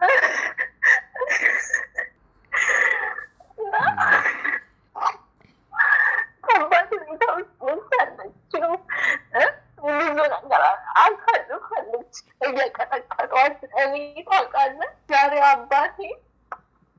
አባትሽ ነኝ ብሎ ቢቀበለኝ ይቅር አልለውም። የእናቴ ልጅነት፣ የእናቴ ማንነት ሁሉ ነገር ቀምጧታል። እኔ ተጠየቅኩኝ፣ አባቴ መበቀል እፈልጋለሁ። እሱ ነው ህይወቷን ያበላሸው። የመጀመሪያ ህይወቷን የቀማት አባቴ ነው። አባቴ እኔ ልጅ አይደለሽም ብሎኝ አይደል? እሺ ኦኬ አባቴ ብዬ ልበላ፣ ግን እኔ እሱን መበቀል ነው የምፈልገው። በምድርም በሰማይም እኔ እሱን መበቀል እፈልጋለሁ። ተመስገን ደምስ ድምፄን ትሰማዋለህ? እኔ አንተን እበቀላለሁ። ቆይ ሀና፣ ቆይ እንደ ክርስቲያን ስናስበው ግን በቀል በእግዚአብሔር ዘንድ የተወገዘ ነው። ይሄንን እንዴት አንቺ አምነሽ ተቀበልሽ?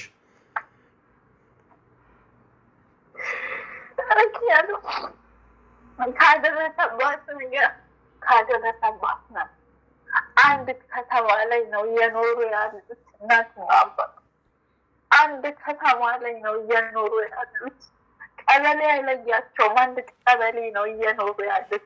ዛሬ እሱ አግብቶ የራሱን ህይወት መስርቶ ደስተኛ ሆኖ እየኖረ ነው።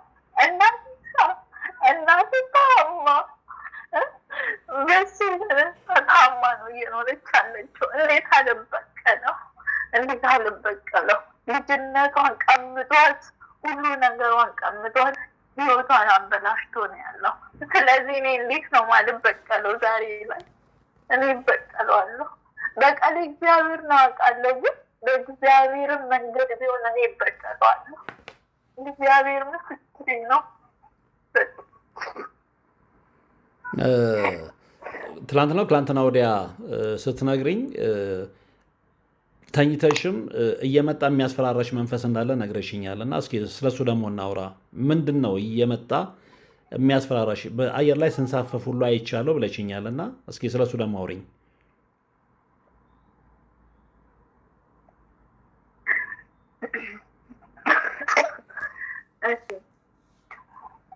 ተኝቼ የሚያስፈራራኝ መንፈስ አለ።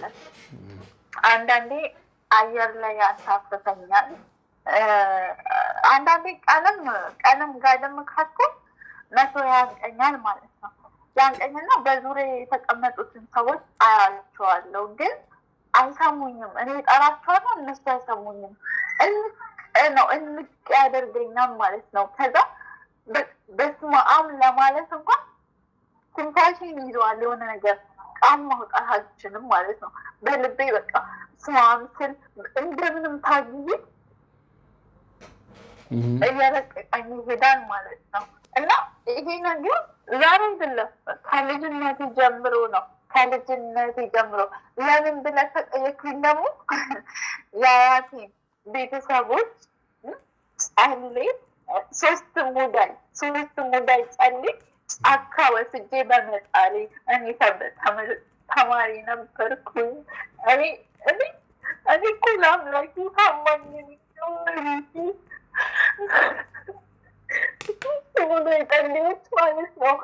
ትምህርት ስለመማር ብቻ አልፈቅድልህም ብዬ ሶስት ሙዳይ ጸልዮች ወስጄ ጫካ እያለሁ ማለት ነው። የት እንደጣልኩ ታውቃለህ? የአያቴ እናትና አባት የተቀበሩበት ቦታ ላይ ማለት ነው። ለምን እነሱ ነበሩ ሲያመልኩ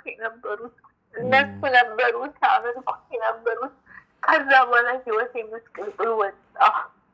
ወንድ ልጅ አልቀርብም፣ ወንድ ልጅ አልፈልግም፣ ትዳር አልመኝም፣ ምንም ነገር ማለት ነው። ምንም ነገር በቃ እግዚአብሔር ምስክሬ ነው።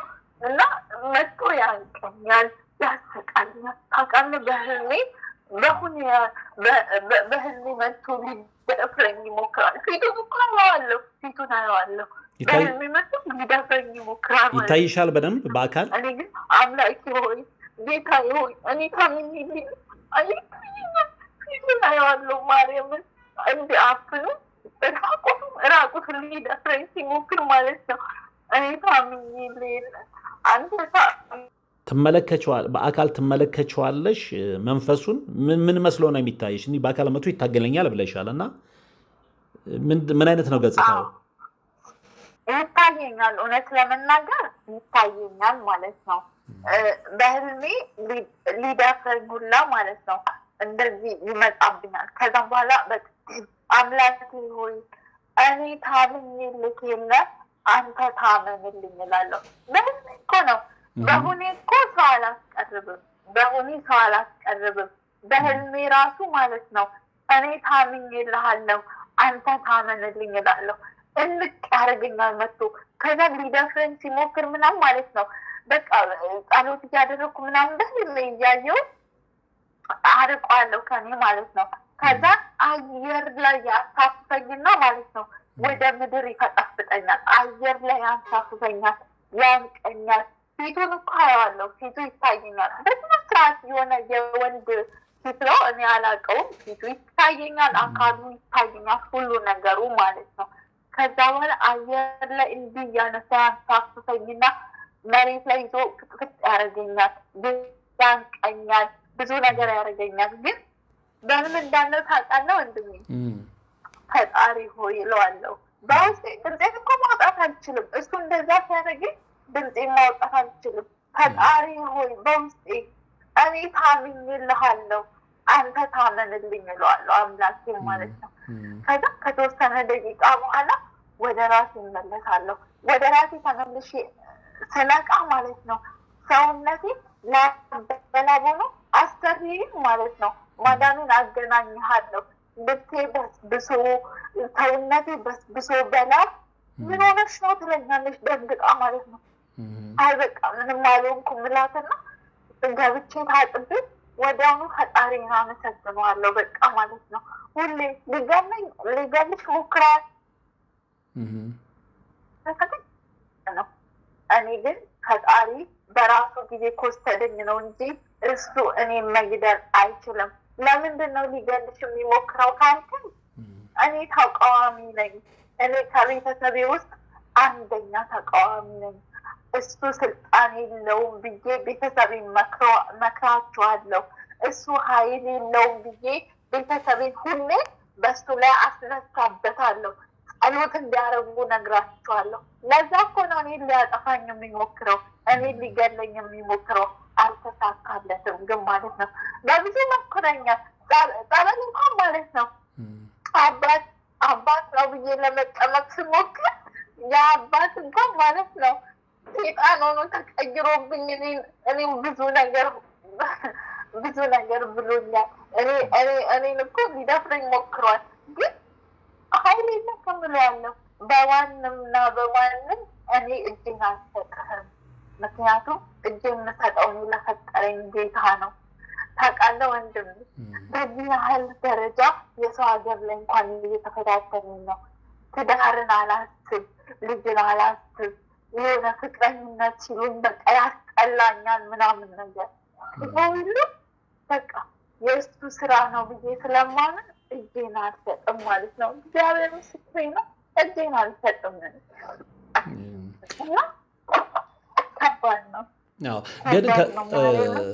ግን ከዚህ ህይወት ለማውጣት ሀና እንግዲህ በተለይ የመልአከ መንክራት ግርማ ወንድሙን ትምህርት እንደምትከታተይ አውቃለሁ። የመምህር ተስፋዬን ትምህርት እንደምትከታተይ አውቃለሁ። የእነ ቀሲስ ሄኖክ ወልደማርያምን ትምህርት እንደምትከታተይ አውቃለሁ። ስለዚህ የእነሱን ትምህርት የምትከታተይ ከሆነ አንደኛ ትጸልያለሽ ብዬ አምናለሁ። እጸልያለሁ። ስጸልይ ማለት ነው ሁሉ ጊዜ ስጸልይ ያንቺ ፈጣሪ እንዲህ እኮ ነው ይለኛል ማለት ነው። ማርያምን እኔ አልዋሽም። በህይወቴ ምን እንደምጠላ ታውቃለህ? ውሸት እጠላለሁ። ከዛ ልንገርህ፣ አሁን ልክ ጸሎት ላደርግ ስጀምር ምናምን ምን እንደሚለኝ ታውቃለህ? ያንቺ ፈጣሪ እኮ እንዲህ ነው ይለኛል ማለት ነው። ከዛ ልክ የእመቤቴን ስም ስጠራይና ያንቺ እመቤታችን ብለሽ የምትጠሪያት እኮ እንዲህ ናት ይለኛል። በስመ አብ ወወልድ ወመንፈስ ቅዱስ ለእሱ ስብሐት። እኔ የፈጠረኝ ላይ እንደዚህ አይነት ሀሳብ ከማስብ እኔ ጸሎቴን ባቆም ይሻለኛል ብዬ አሁን ከጠየቀኝ በፊት እጸልይ ነበር፣ እሰግድ ነበር፣ ተንበርክኬ ለምን ነበር። አሁን ግን ልክ ጸሎት ላይ ራስን ሳዘጋጅ ፈጣሪሽ እንዲህ ነው ብሎ የኔን የፈጠረኝን አምላክ ስለሚያሰድበኝ አልጸልይም፣ አልፈቅድለትም። ምክንያቱም እኔ ፈጣሪ መስደብ የኔን ፈጣሪ እንትን ማለት ስለማልፈልግ ማለት ነው። ግን እዚህ ጋር ሀና ይሄ የተሳሳተ ሀሳብ ነው። ለምን መሰለሽ? አንደኛው ረቂቅ ነው፣ የጠላት ውጊያ ረቂቅ ነው እና አሁን አንቺ ላይ ምንድን ነው እያደረገ ያለው? ጸሎት ስትጀምሪ በሀሳቦች ውስጥ ክፉ የስድብ መንፈስ ያመጣና ፈጣሪሽን እመቤታችንን እንድትሰርቢ ይገፋፋሻል። ያ ነገር ደግሞ አንቺን ስለሚያናድድሽ አይ እነሱን ከምሳደብ ጸሎቴ ቢቀር ይሻላል የሚል ውሳኔ ላይ ደርሰሻልና እሱም ትልቁ ታርጌቱ ያ ነው። በዚህ መንገድ መጥቶ አንቺን ጸሎት ማስተው ነው።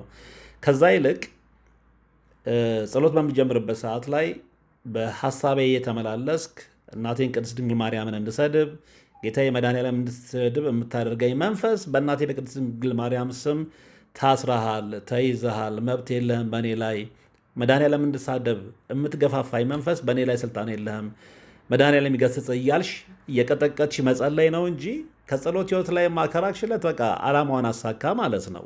ገብቶሻል? ይሄ ሴራው ሊገባን ይገባልና አንቺን ከጸሎት ህይወት ማስተጓጎል ከጸሎት ህይወት ማራቅ ነው የሚፈልገውና ይሄ ሀሳብሽ አያስማማንም።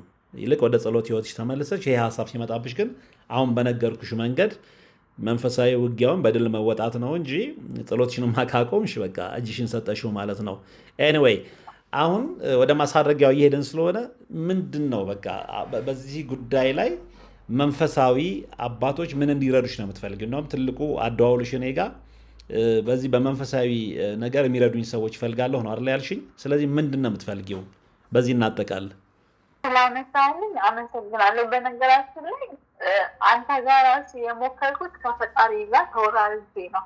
ዛሬ ስንት ካልተነሳልኝ በቃ ብዬ ይኸው እግዚአብሔር በሚያውቀው ከፈጣሪ ጋር ተወራርጄ ነው አንተ ጋር የደወልኩት። ደወልኩ ማለት ነው። ውርርድሽ ምንድን ነበረ? ውርርድሽ ምን ነበር? ካላነሳልኝ ምንድን ነበር? ምን አደርጋለሁ ብለሽ ነው? ውርርዴ ይሄ ስልክ ተነስቶልኝ እኔ ያለሁበት እኔ ጓደኛ የለኝም።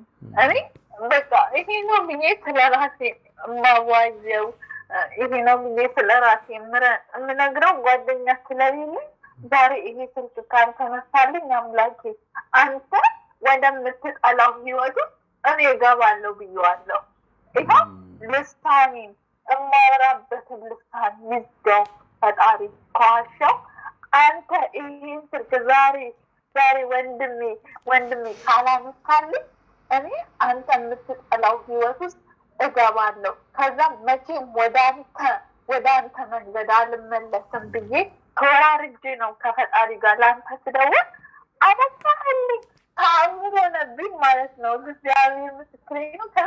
ልክ ፈጣሪ በቃ ለካ ይወደኛል ብዬ አሰብኩ፣ ለካ ይሰማኛል እንዴ ብዬ አሰብኩ። አንተ ስልኬን ስታነሳልኝ ግን አንተ ስታነሳልኝ ወይ ፈጣሪ በቃ ይወደኛል በቃ ያለው ወንድሜ ወርቅአፈራው እንዲሰማኝ ስለፈለገ ፈጣሪ ስልኬን አነሳልኝ ብዬ እግዚአብሔርን ከልቤ ነው የተደሰትኩት። እኔ እኮ አንድ ተራ ሰው ነኝ እና ነበር ማርያምን ቱራርቼ ነበረ ሀና እንግዲህ ምናልባት እነሱ ካላቸው መንፈሳዊ አገልግሎት አንጻር በጣም ቢዚ ስለሆኑ ሊሆኑ ይችላል እና በክፋት አትመልከችው።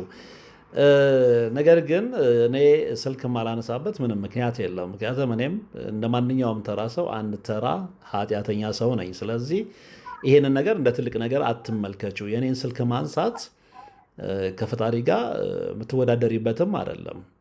እንዳልኩሽ ነው። ይሄ አጉል ትህትና አይደለም። በነገራችን ላይ በፈጣሪ ፊት ሆኜ የምናገረው ነው። ይሄ እንደው ለማስመሰል በአጉል ትህትና እየተናገርኩት ያለው አይደለም። እኔ አንድ ተራ ምናልባትም ደግሞ ከአንዳንዶች በበለጠ ሁኔታ ኃጢአት የምሰራ ሰው ልሆን እችላለሁ። ስለዚህ እኔ ስልክ ማንሳት አለማንሳት ያን ያህል ዋጋ የምትሰጩ ቦታ አይደለም። ነገር ግን ምንድን ነው በተቻለ መጠን ሌሎችም አዳምጪ፣ ልጨርስ፣ እድሉን ሰጥቻለሁ፣ ልጨርስ። ለሌሎችም አንዳንድ ጊዜ ምናልባት ለተወሰኑ ሰዎች የማላነሳ ወይ ስራ ላይ ሆኜ ነው ወይ በራሴ ማህበራዊ ህይወት ተጠምጄ ነው ወይ ደግሞ በጣም ድካም ላይ ሆኜ ነው። በጣም ድካም ላይ ከሆንኩኝ የድምፅ ቶኔም ጥሩ ስለማይሆን ሰዎችን ላላናገር እችላለሁ እና ሰዎች እንዲረዱኝ ስለምፈልግ ነው ይሄንን የምለው። ገብቶሻል? በጣም ብዙ ሰዎች ይደውሉልኛል። አዎ፣ በተቻለ መጠን ግን የሁሉንም ስልክ ለመመለስ ጥረት አደርጋለሁ። ምናልባት በዚህ አጋጣሚ ስልካችሁን ያላነሳሁላችሁ ሰዎች ደጋግማችሁ ደውላችሁ ካላችሁ እንድትረዱኝ እፈልጋለሁ። ነግሬሻለሁ፣ እኔ ተራ ሰው ነኝ። ገብቶሻል? ተራ የሆነ ሰው ደግሞ ሰዎች ደውለውለት የማያነሳበት ምንም ምክንያት የለውም እና በዚህ አይነት ሁኔታ እንዲረዱኝ ስለፈለግኩ ነው። ቀጥይ። በጣም አመሰግናለሁ። እግዚአብሔር ያክብርልኝ። ፈጣሪ እግዚአብሔር ወንድሜ አንተ ብለሽ ጥሪኝ ብለኸኛል አይደለ?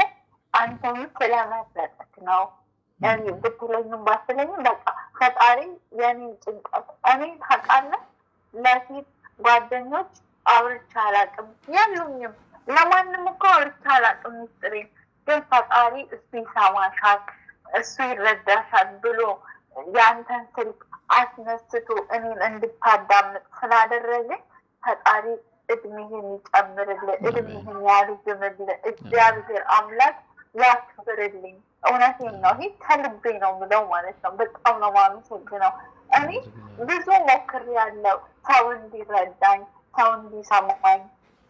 በቃ ሁሌ አለቅሳለሁ፣ ሁሌ አዝናለሁ እና ልነግራቸው ስል ማለት ነው በቃ ከላይ ነው ወይ በኋላ አሁን አይመቸንም ምናምን ብለው እንትን ይሉኛል እና እግዚአብሔር አምላክ ያክብርልኝ፣ እድሜና ጤና ይስጥህ፣ ረጅም ህይወት ኑር። እናቴ ትሙት በህይወቴ ሁሉ ጸልይልሃለሁ ማለት ነው እና በጣም ደስ ይለኛል። ሀና ግን እዚህ ላይ ከመጨረሳችን በፊት አንድ ቃል ላስገባሽ እፈልጋለሁ። አንድ አይደለም ሁለት ቃል ላስገባሽ እፈልጋለሁ። አንደኛው ቅድም እንዳልኩሽ በምንም አይነት ተአምር ከጸሎት ህይወትሽ ላለመራቅ ይህንን ስልክ ከዘጋንበት ዕለት ጀምሮ ተግተሽ ልትጸልይ። የምንጸልየው ለታይታ አይደለም። በነገራችን ላይ እኔ አሁን በህይወቴ ብዙ ነገር እየታዘብኩ ስለሆነ ነው። ብዙ ሰዎች በአካል ስንመለከታቸው ላዩን ወይ ደግሞ ፊት ለፊት ስንመለከታቸው የእምነት መልክ አላቸው፣ ግን ጠልቀን ስንመረምራቸው የምናየው ሀቅ ሌላ ስለሆነ በተቻለሽ መጠን አስመሳይ የእምነት ሰው እንዳትሆኚ። አንድ በታላቅ ወንድምነት ነው መመክርሽ። 24 ዓመትሽ ነው። እኔ በጣም በብዙ ዕድሜ ስለምበልጥሽ ነው ይሄንን የምነግርሽ፣ እንደ ታላቅ ወንድም ማለት ነው። ከዛሬ ጀምሮ ተግተሽ ልትጸልይ፣ የፈለገ ክፉ ሀሳብ ቢመጣብሽ በውስጥሽ ተግተሽ ልትጸልይ፣ ምስኪን እናትሽን ከገባችበት የመናፍስት ጥቃት በርትተሽ ልታወጫት ቃል ትገቢልኛለሽ። አንድ ሁለተኛው በተቻለሽ መጠን ግድ የለም እግዚአብሔር የይቅርታ ልብን ይፈልጋል። የምናስበውን ሀሳብ እንድናሳካ ያስቀየሙንን ሰዎች የበደሉንን ሰዎች ይቅር እንድንል ይፈልጋልና በአባትሽ ላይ ያለውን ቅያሜ ግድ የለሽም ከበቀል አንስተሽ እግዚአብሔር ሆይ ልቦና ስጠው ብለሽ እንድጸልይለት እፈልጋለሁ ብለሽ የበቀል ልብሽን ቂም ከላይሽ ላይ እንድትፍቂው እፈልጋለሁ። ለዚህ ቃል እንድትገቢልኝ እፈልጋለሁ። ከእግዚአብሔር ከሆነ እሺ፣ እኔ ለእግዚአብሔር ራሱ ቃል የገባውለት እናቴ የጨለማ ህይወት እየኖረች እሱ የብርሃን ህይወት አይኖርም፣ ህይወቱን አጨልምበታለሁ ብዬ ነበረ ለአምላክ ራሱ ቃል የገባውትና ለፈጣሪ ስል ይቅር እለዋለሁ። ምክንያቱም እኛንም ይቅር ብሎ በጣም አመሰግናለሁ። በቃ በህይወቴ በተለይ ወደ መንፈሳዊው ዘውግ ወይ ደግሞ ወደ መንፈሳዊ ይዘት ያለው ፕሮግራም ከመጣሁበት ጊዜ ጀምሮ በቃ ትልቁ ደስታዬ የዛሬው ቀን ነው። ምክንያቱም በአባቷ ላይ ቂም በቀል ይዛ አባቷን ልትበቀል የተነሳችን እህት ወይም ደግሞ ልጅ በዚህ አይነት መልኩ ሊያም ደግሞ በጣም በአጭር ጥያቄ ቂሟን እንድትሽር ማድረግ ስለቻልኩኝ እግዚአብሔርን አመሰግነዋለሁ። በቃ ትልቁ ደስታዬ ይሄ ነው። ስለተቀበልሽኝ አንቺም እግዚአብሔር ያክብርሽ። አባት የፈለገውን ይበድል። አባት ብቻ አይደለም፣ ማንኛውም ሰው የፈለገውን ይበድለን። ለእግዚአብሔር እንቶ ግድ የለሽም። ሁላችንም ሳንበደል እኮ አልኖርንም። ሁላችንም ሰዎች በእኛ ላይ ክፋት ሳያደርጉ አልኖርንም።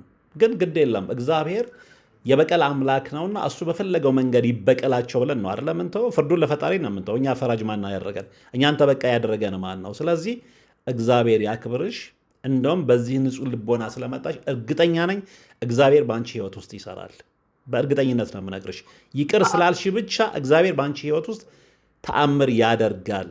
እናትሽን አሁን ካለችበት ህይወት ያወጣል። አትጠራጠሪ ሀና፣ እርግጠኛ ሆኜ ነው የምነግርሽ። እኔ በራሴም በቤተሰብ ህይወት ውስጥ ብዙ ነገር ስለተመለከትኩ ነው። ቂም ይዤ በሄድኩበት መንገድ ያልተሳኩልኝ ነገሮች ቂሜን ሽሬ ይቅር ብያቸው በውስጤ ለእግዚአብሔር የሰጠሁት ነገር መልስ አግኝቷል። ስለዚህ እኔ ዝም ብዬ በቲዮሪ ወይም በንድፈ ሀሳብ ደረጃ አይደለም የምነግርሽ፣ ከራሴ ህይወት ላይ ተነስቼ ነው የምነግርሽ እና ይቅርታ ስላደረግሽለት በጣም ደስ ብሎኛል። በጣም እግዚአብሔር ያክብርሽ። ለውጡን ትመለከችዋለሽ እና ይሄ የይቅርታ ልብ ግን እስከ መጨረሻው ነው ከአንቺ ጋር መቆየት ያለበት። በዛ ቃል አስገባሻለሁ። ይኸው እግዚአብሔር ምስክር ነው። እናቴ ትሙት እኔ ስለማከብር ስለምወድ አምላክን ስለምወድ ስለማከብረው ቃል እገባለሁ ነው። በጣም ደስ ምንም ይላል። ቂም አይኖረኝም። በቃ እግዚአብሔር ይመስገን። ስለዚህ ቂምሽን ሽረሻል። ቂምሽን ሽረሻል። ሽር ያለው ከእግዚአብሔር ጋር እግዚአብሔር አንተ ስላገኘው ስላወራው እግዚአብሔር ቀኔን ስለሰማኝ ሽር ያለው ለእኔ አንተ ፈጣሪ ካገናኝ እኔ ለፈጣሪ ቂሜን የማልችልበት ምንም ምክንያት የለኝም። እግዚአብሔር የተመሰገነ ክብሩን ሁሉ እሱ ይውሰድ። ከዚህ በኋላ አላሳፈርሽኝም። ለአባትሽ ይቅርታ አድርገሽለታል። ምንም ያህል በእናትሽ ላይ በደል ቢያደርስም የአንችን ልጅነት ቢክድም ከዚህ በላይ ድል የለም። በእግዚአብሔር መንገድ ሄዶ በሕይወቴ ሁሉ የምመኘው ይሄንን ነው። በቃ እንደዚህ አይነት መርሃ ግብር የምሰራው ሰዎች የሆነ ነገር ትንሽም ቢሆን እኔ ቁጭ ባለኩት ነገር ገብቷቸው መለወጥ ሲችሉ ማየት ነውና በድጋሚ አመሰግንሻለሁ። ከዚህ በኋላ አንቺ እውነተኛ እኔ እንግዲህ ምናልባት ታሪኬን ሰምተሽ ሊሆን ይችላል ስናገር መርሃ ግብሬን የምትከታተይ ከሆነ እኔ ወንድምም እህትም የለኝም። ለቤተሰቦች ብቸኛ ልጅ ነች። አሁን ግን እህት አግኝቻለሁ። አንቺን በጣም ደስ ስላለኝ ነው። ከዚህ በኋላ ብቸኝነት ሲሰማሽ ቅድም ተናግረሻል። የሆነ ነገር ዲፕረስድ ስትሆኝ ምንም ችግር የለም። ሁሌም ስልኬ ላንቺ ክፍት ነው። እሺ በቃ በጸሎት ህይወትሽ በርቺ።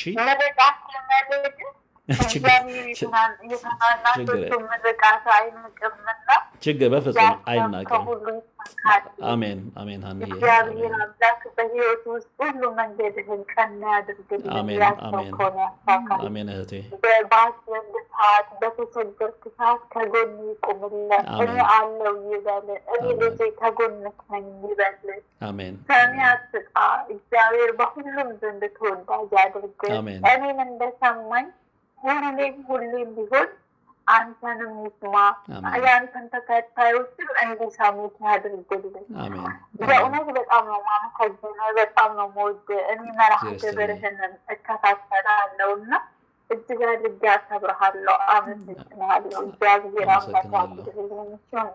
አመሰግናለሁ ሀና። እንገናኛለን። አሁን ይሄኛው እንግዲህ ሪከርድ ላይ ስለሆንኩ ነው ስልክ ዘግቼው መልሼ እደውልልሻለሁ። እሺ ክቡራን ተመልካቾቻችን እንግዲህ ከሀና ጋር ያደረኩት ቃለ ምልልስ ከላይ የተከታተላችሁት ነበረ። እርግጠኛ ነኝ ብዙዎች ተምራችሁበታል። በተለይም ደግሞ መጨረሻ ላይ በተነጋገርነው ነገር ይቅርታ ስለማድረግ እግዚአብሔር ይቅርታን በተግባር እንዴት ማድረግ እንዳለብን ያሳየን አምላክ ነው። ያንን ቃል ተግባራዊ የሚያደርጉ እህቶች፣ ወንድሞች ሲገኙ ደግሞ ከምንም ነገር በላይ ደስታ ነው እና ደስ ስላለኝ ነው። አንዳንዴ የተከላችሁት ችግኝ ፍሬ አፍርቶ ማየት ስትችሉ ከዚህ በላይ ትልቅ ደስታ የለምና ሀና እንግዲህ ቃል አስገብቻት በአባቷ ላይ በጣም ቂም ይዛበት ነበር። በቀለዋለሁ እያለች ነበረ እንደሰማችሁት። በነገራችን ላይ ከ2 ቀን ነው ከ3 ቀን በፊት ደውላልኝ ኦፍ ሪከርድ አውርተናል እና እዛም ላይ ስሜቷ በጣም ነግራኝ ነበር እና በአንድ ጊዜ እንደዚህ ተለውጣ ቂሟን ሽራ አባቷን ይቅር ትሏለች ብዬ አስቤም አላቅም ነበረ። ስለዚህ ያንን ስላደረገች በእናንተ በአድማጭ ተመልካቾች ስም ከልብ አመሰግናታለሁ። እንግዲህ መርሃ ግብራችን የተከታተላችሁት ነበረ። በቀጣይ በሌላ መርሃ ግብር እንገናኛለን። እስከዛው ግን ሁላችሁም በያላችሁበት ሰላም። እንግዲህ ከሀና ጋር ያደረግነው ቃለ ምልልስ የተከታተላችሁት ነበረ። እርግጠኛ ነኝ ብዙዎቻችሁ ተምራችሁበታል ብዬ አስባለሁ። ልክ እንደ ሀና ሁሉ በድፍረት የራሳችሁን ታሪክ ወደ ዝግጅት ክፍላችን አምጥታችሁ መልሰን ለሌሎች ማስተማሪያ እንዲሆን የምትፈቅዱ ሰዎች ካላችሁ ቅድሚያ እሰጣለሁ። ስለዚህ በዝግጅት ክፍላችን ስልክ ቁጥር ደውላችሁ አግኙን፣ ሌላውን ሰው እናስተምርበታለን። 0967 30 88 74 ደግሞ አለው 0967 30 88 74 ሁሌም ለእናንተ ክፍት ነው። ኑ እንነጋገር፣ ሌሎችን እንቀይርበት፣ ሌሎችን እናስተምርበት፣ የእግዚአብሔርን ቸርነት እናሳይበት። አመሰግናለሁ። አባቶች ይጠራሉ፣ ነጠላ ጋርደን ነው የምንቀድሰው ይላሉ። እናም እኛ በሞቀ ቤት ውስጥ እየኖርን ለአጋስተ ሥላሴ እንዴት መሆን አቃተን ብለን ጥሪ ካስተላለፍንበት ዕለት ጀምሮ መቀነታችሁን ፈታችሁ ከቤተሰቦቻችሁ በጀት ቀንሳችሁ ወዳጅ ዘመዶቻችሁን አስቸግራችሁ እነሆ ባላችሁን ገንዘብ ለ2 ሰዓታት ያህል በእግር እየተመላለስን ሲሚንቶ፣ ብረት፣ አሸዋና ድንጋይ እያመላለስን በእናንተ ድጋፍ የጀመርነው የሥላሴዎች ቤት እዚህ ደርሷል። ለቀድሞ በሥላሴዎች ስም እያመሰገንን ለቀጣዩም እስክንፈጽመው ድረስ እንዳትተውን እየተማጸንን እንደጀመርነው በጋራ እንድንጨርሰው አደራ እንላለን። አሁንም ድጋፋችሁ አይለየን። በሊቦ ከምከም ወረዳ የመስኪየ ሥላሴ ቤተ ክርስቲያን አሰሪ ኮሚቴ